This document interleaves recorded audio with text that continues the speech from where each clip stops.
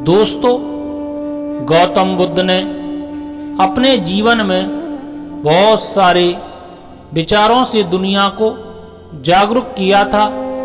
उन्हीं विचारों में से प्रमुख विचारों को मैं यहाँ प्रस्तुत कर रहा हूँ। अतः सभी विचारों को ध्यानपूर्वक सुनें और उनसे लाभ प्राप्त करें। बुद्ध कहते हैं कि जो कुछ भी आपके पास है उसे बढ़ा चढ़ाकर मत बताओ और ना ही दूसरों से ईर्ष्या करो। जो दूसरों से ईर्ष्या करता है उसे मन की शांति नहीं मिलती। बुद्ध कहते हैं कि किसी जानवर की अपेक्षा एक कपटी और दुष्ट मित्र से ज़्यादा डरना चाहिए, क्योंकि जानवर तो बस आपके शरीर को नुकसान पहुंचा सकता है, पर बुरा मित्र आपकी बुद्धि को नुकसान पहुंचाता है। बुद्ध कहते हैं कि हम जो कुछ भी हैं वो हमने आज तक क्या सोचा, इस बात का परिणाम है। यदि कोई व्यक्ति बुरी सोच के साथ बोलता या काम करता है तो उसे कष्ट ही मिलता है। यदि कोई व्यक्ति शुद्ध विचारों के साथ बोलता या काम करता है तो उसकी परछाई की तरह खुशी उसका साथ कभी नहीं छोड़ती।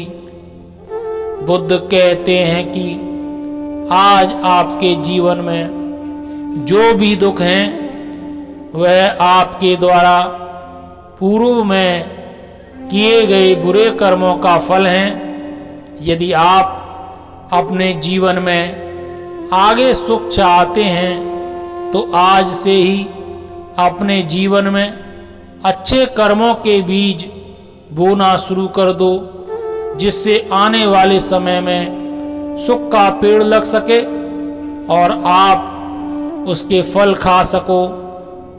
बुद्ध कहते हैं कि हमारे कर्मों का कर्ता हमारा मन है, मन ही इच्छा करता है और इन्हीं इच्छाओं के कारण हमें सुख दुख प्राप्त होते हैं। हमारी जो इच्छाएं पूरी हो जाती हैं उनसे हमें सुख की प्राप्ति होती है, और हमारी जो इच्छाएं पूरी नहीं होती हैं उनसे हमें दुख की प्राप्ति होती है। बुद्ध कहते हैं कि पुण्य किसी को दगा नहीं देता और पाप किसी का सगा नहीं होता।